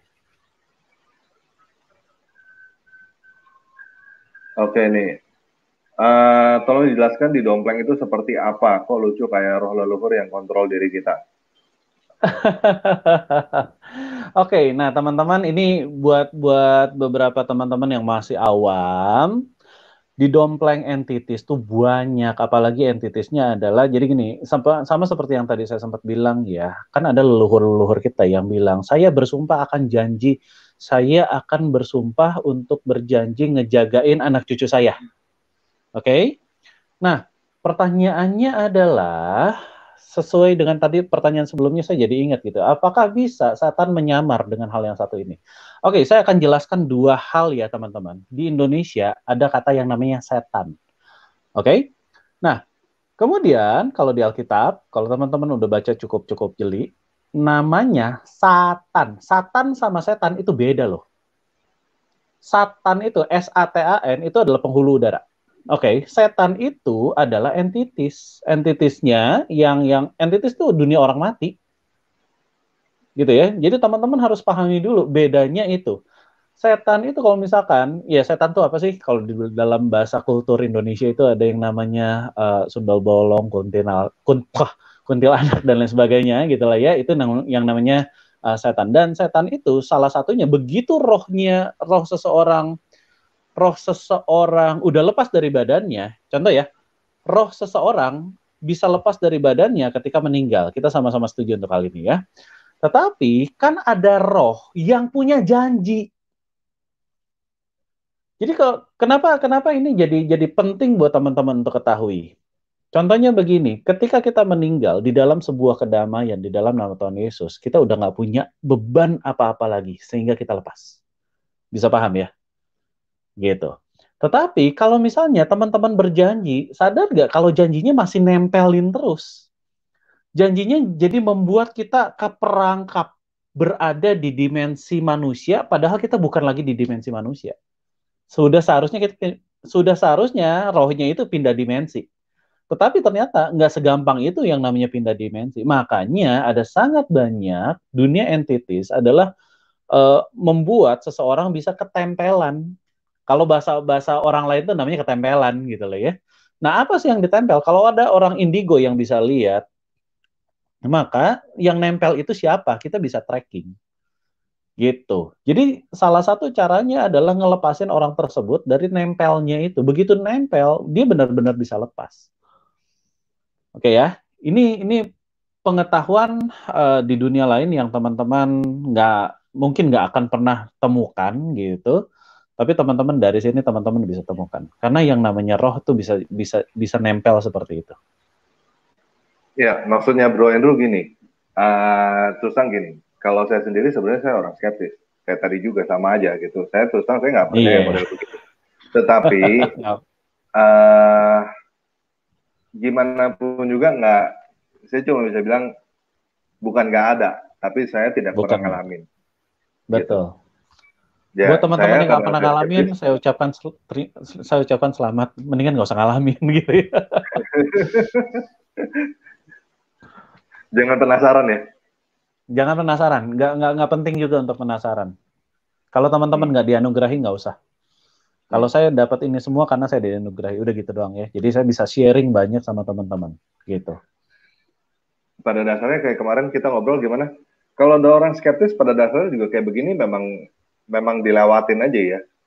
Dilewatin aja, biarinin aja nggak apa-apa. Ini lebih arahnya ke khusus ke orang-orang yang memangnya punya masalah seperti ini. Soalnya saya punya teman juga memang ada masalah seperti ini. Dia dari kecil sering kesurupan, terus begitu kayak pengennya ngelihat darah melulu gitu. Ada yang seperti itu. Iya. Itu yang Ada. apa? Yang kalau saya orang skeptis, ini apaan sih gitu. Cuman memang itu bukan, saya masih ngomong ini bukan daerah saya gitu. Makanya saya ngajak Bro Andrew untuk cerita tentang hal ini karena ini bukan bidang saya. Ya. Ya, silakan Bro, langsung lanjut. Yuk.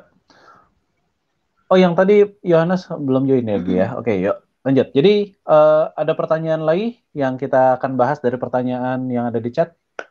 Tadi saya udah jelasin semuanya, jadi teman-teman punya gambaran banyak gitu lah ya. Walaupun saya ibaratnya kalau berbicara tentang dunia roh ini terlalu luas lah ya. Dan kita nggak berada di situ untuk saat ini. Kita hanya berbicara tentang dunia ini. Walaupun saya ibaratnya kalau berbicara tentang dunia roh ini Yohanes lah ya.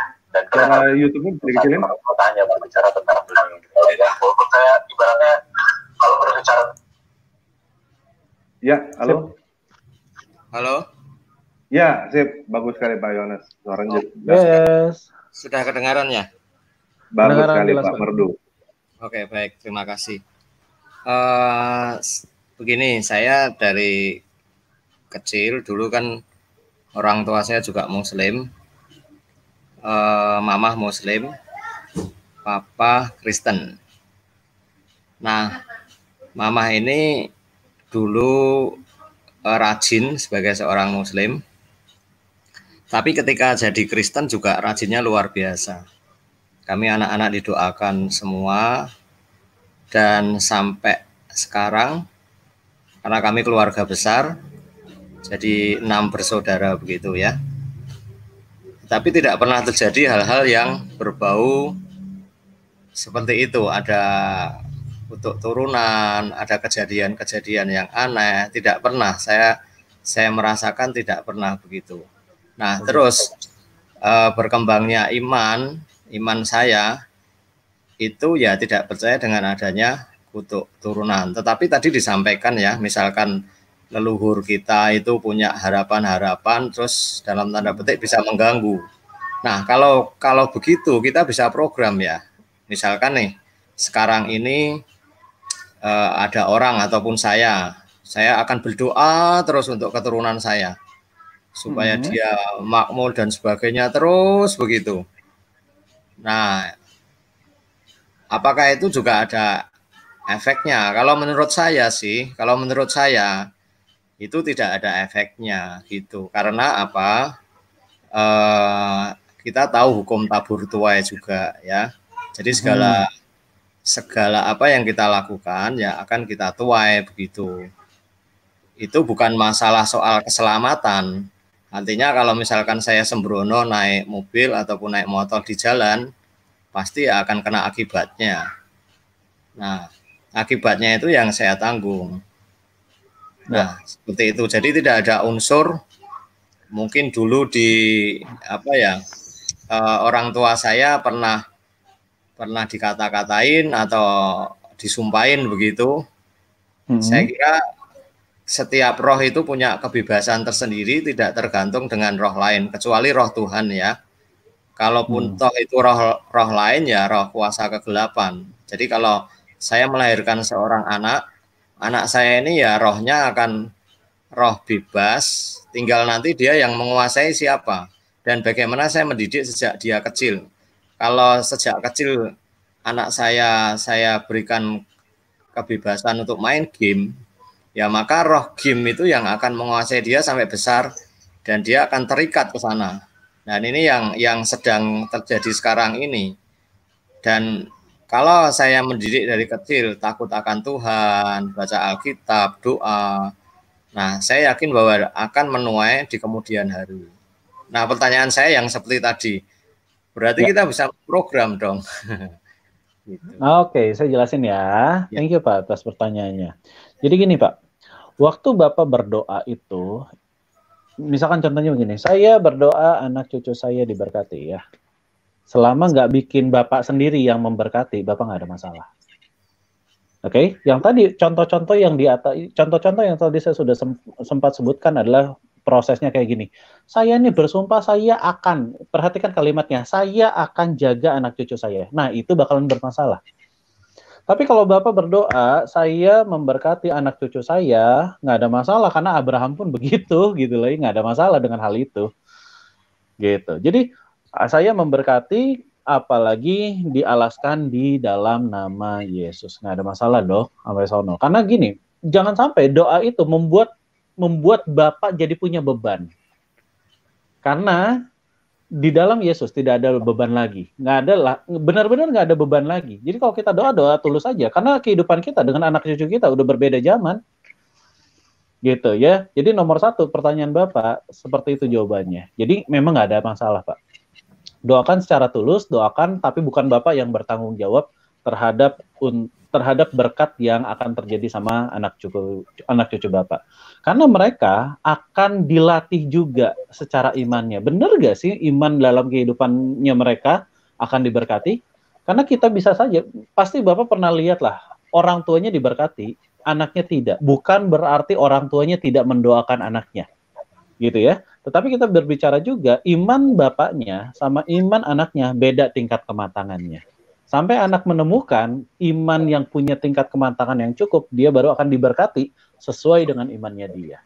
Dan kita udah tidak lagi bertanggung jawab tentang hal itu. Ya, gitu. Oke. Saya setuju.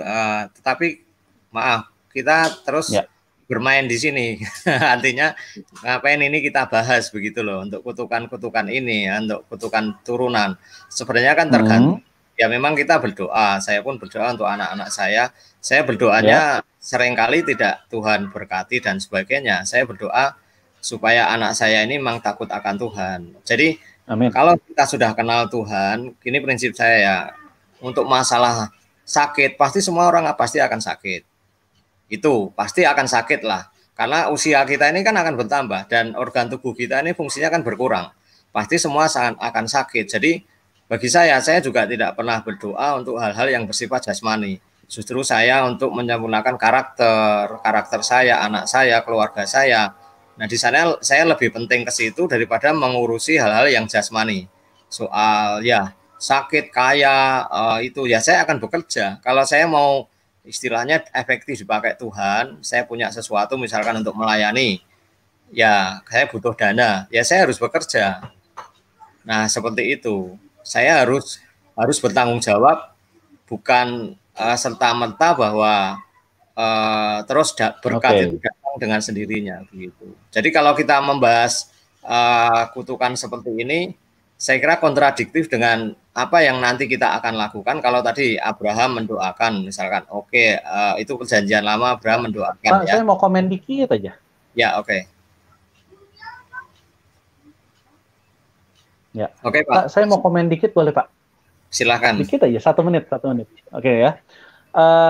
Tambahin dikit lagi Pak. Jadi ketika tadi Bapak kan bilang saya nggak fokus sama hal yang jasmani, tambahin itu lagi. Justru gini, ini pemahaman ya. Kalau ini benar-benar psikologi ya. Ini benar-benar psikologi. Saya nggak berfokus sama jasmani. Nanti lama-lama justru jasmaninya akan lemah dan akhirnya Bapak beneran jadi akan sakit. Ibaratnya gini, saya udah terlalu sering mendengarkan cerita bahwa ada seseorang meninggal tanpa sakit ketika mereka meninggalnya pada saat berdoa. Banyak banget, tanpa sakit sama sekali. Dan bagaimana kalau itu juga terjadi sama hidup Bapak? Gitu ya. Jadi dari begini, saya juga berolahraga. Saya hobi olahraga. Saya bertanggung jawab dengan hidup saya, masalah jasmani juga. Artinya begini loh. Kita tidak berkaitan dengan hal-hal seperti itu yang kita tadi kan saya katakan saya bertanggung jawab. Misalkan ya untuk makan, untuk kebutuhan, saya bekerja keras untuk bisa itu. Tetapi itu bukan menjadi sesuatu yang hal utama. Saya tiap pagi olahraga. Saya masih punya klub olahraga untuk saya bisa bersama-sama dan itu tidak hanya untuk menjaga kesehatan. Jadi bukan berarti makan diabaikan, hal jasmani begitu. Tapi artinya itu kalau kita itu terjadi sesuatu pada diri kita, misal ya, saya di kantor nih, misalkan di kantor, pangkat tidak naik dan sebagainya ya. Oke, paham. Bagi saya no problem. Memang loh apa sih? Memang kalau saya bekerja dengan baik, pasti itu akan terjadi begitu. Tidak ada unsur-unsur yang lain begitu loh. Kalau toh posisinya seperti itu bagi saya pernah menduduki posisi teratas di sebuah institusi misalkan. Terus itu sekarang enggak, saya berpindah. Paham. Oke. Ya. Pak, saya mau komentar dikit Pak Yohanes. Oke. Bapak tadi kan Pak Yohanes sudah ada bilang ini. Iya, boleh. Tadi Pak Yohanes bilang ada memprogram keturunan kita ya Pak ya? Betul ya Pak? Ya, tadi dengan doa-doa misalkan. Ya, itu yes Pak. Dan pada dasarnya itu yang kita lakukan sebenarnya Pak. Kita mendidik anak itu, kita memprogram anak itu sebenarnya. Misalnya kita bilang, nanti kamu kuliah, nanti kamu kerja, nanti kamu apa. Nah itu pada dasar yes, kita memprogram masa depan dia Pak. Dan kita bisa itu turun-temurun ke bawah dan itu yes bisa Pak. Setuju, gitu. Setuju. Nah, cuman masalahnya tadi, berkat atau kutuk, apa yang kita install itu Pak. Ngerti Pak maksudnya Pak? Setuju. Apa yang kita install itu yang masalah. Betul. Nah, kadang-kadang kita nggak tahu kita pernah diinstal apa sama leluhur kita dulu gitu. Itu yang sedang dibahas sebenarnya Pak. Kita pada dasarnya kita memprogram masa depan kita itu yes Pak. Kita bilang kita mau kuliah, kita mau apa, kita mau keturunan kita baik dan lain-lain. Yes itu memprogram Pak. Tapi ada kemungkinan dulu enggak gitu. Leluhur kita ada kemungkinan nggak lakukan itu Pak. Oke, saya setuju karena begini, orang tua saya selama saya kecil, saya coba flashback memori saya, itu memang mendidik, memprogram saya dengan baik. Tetapi leluhur saya enggak pernah tahu. Artinya hanya sebatas dalam interaksi ya saya dengan ayah dan ibu begitu. Apakah leluhur saya dulu yang Muslim dari mamah saya ini? Saya juga tidak tahu waktu kakek nenek saya seperti apa, dari mama saya juga tidak pernah lihat. Kalau dari papa pernah lihat. Nah ini apakah berpengaruh pada hidup saya? Padahal hidup sekarang ya kita tentukan dengan kondisi iman sekarang begitu. Terima kasih. Oh.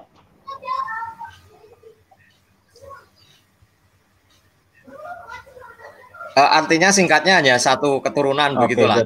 Oke, untuk pertanyaan ini saya jawab ya. Aduh, miring. Sorry, untuk pertanyaannya saya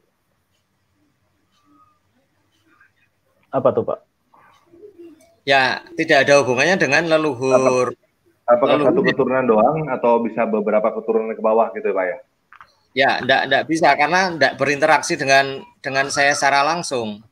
Oke. Yes. Saya langsung jawab ya. Satu, yang tadi sempat saya kasih contoh bahwa mungkin Bapak berpikirnya adalah leluhur yang berinteraksi secara langsung gitu ya. Nah, ini juga termasuk leluhur yang tidak berinteraksi secara langsung. Bisa jadi adalah leluhur kita yang ke-17 angkatan di atas kita tuh. Angkatan ke-17, angkatan ke-15, bahkan saya ketemu angkatan 32. Jadi saya nggak tahu itu udah berapa hidup berapa ratus tahun yang lalu gitu ya. Tapi yes, itu bisa ada. Ingat ya, bisa ada. Belum tentu terjadi sama Pak Yohanes anyway. Dan ini juga tidak berhubungan dengan agama. Dalam arti kata gini, dulu leluhur saya Muslim. Sangat dulunya sekali. Bisa jadi dia dinamisme, animisme loh. Bisa paham ya, gitu loh ya. Jadi kalau misalnya suku bisa nggak bro kita pakai ini bro? Maksudnya suku A kadang-kadang suku A sama suku B berantem melulu gitu kan? Ada suku yang gitu tuh. Nah itu termasuk untuk keturunan juga. Bisa betul. Yang suku A pokoknya, betul. Pokoknya lu jangan hubungan sama ini deh. Suku ini, wah lu jangan hubungan sama suku itu deh. Gitu kan? Itu banyak sekali tuh kita temuin sebenarnya kan. Realita ada loh itu banyak loh. Banyak, betul. Betul, dan itu juga termasuk salah satu kutuk keturunan dan itu diajarkan lagi, udah kutuk diajarkan pula gitu lah ya. Yes, itu benar. Oke, jadi mungkin hanya dari sudut pandang aja. Ketika misalkan saya dari suku A, ketika orang tua saya tidak mengajarkan bahwa saya bertentangan dengan suku B, maka ke bawahnya kan otomatis harusnya saya juga tidak mengajarkan ke anak saya. Bagaimana mungkin saya bisa tahu nenek moyang saya itu secara langsung saya harus menentang suku B. Nah, kalau tidak dari orang tua saya langsung. Nah, seperti itu. Jadi itu turun-temurun sebenarnya satu garis keturunan. Jadi misalkan ya, nanti saya punya anak. Kalau saya katakan begitu, anak saya akan ngomong ke anak saya lagi. Anak saya lagi akan bicara ke situ. Jadi menurut saya ini seperti itu. Seperti misalkan bangsa Israel ataupun orang Yahudi dengan Samaria. Pasti satu keturunan dengan keturunan yang lain, satu garis keturunan itu diturun-temurunkan lewat ajaran mereka yang sehari-hari, kan orang Israel, orang Yahudi ya, mengatakan bahwa ajarlah mereka di dalam setiap bangun tidur, dalam perjalanan dan sebagainya. Kalau itu di stop, ya di stop dari satu keturunan, ya kalau selama dia tidak mendengar dari orang lain, pasti dia akan stop di sana. Nah, maksud saya seperti itu. Tapi mungkin pandangan saya memang punya iman. Kalau tadi yang penelpon sebelumnya itu dengan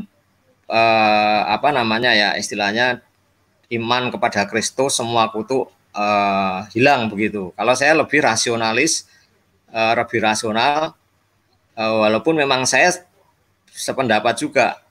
Artinya tetap berbicara bagaimana dari sisi rasional kita. Bagaimana kita bisa menjangkau alam yang di sana yang sebelumnya itu, sedangkan sekarang ini saya berinteraksi dengan orang tua saya dengan anak saya.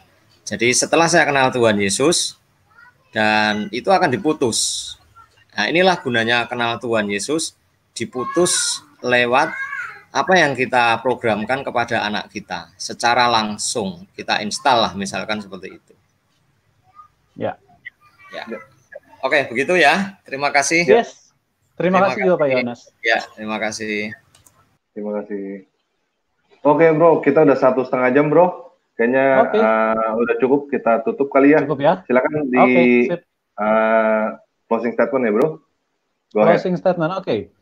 Ya, satu, teman-teman buat yang belum masuk ke t.me/dunia psikologi, silakan teman-teman masuk ya. Kita akan sama-sama belajar tentang dunia psikologi. Dan nggak cuma sekedar dunia psikologi dalam hal yang teman-teman pernah dengar tentang emosional lah dan lain sebagainya.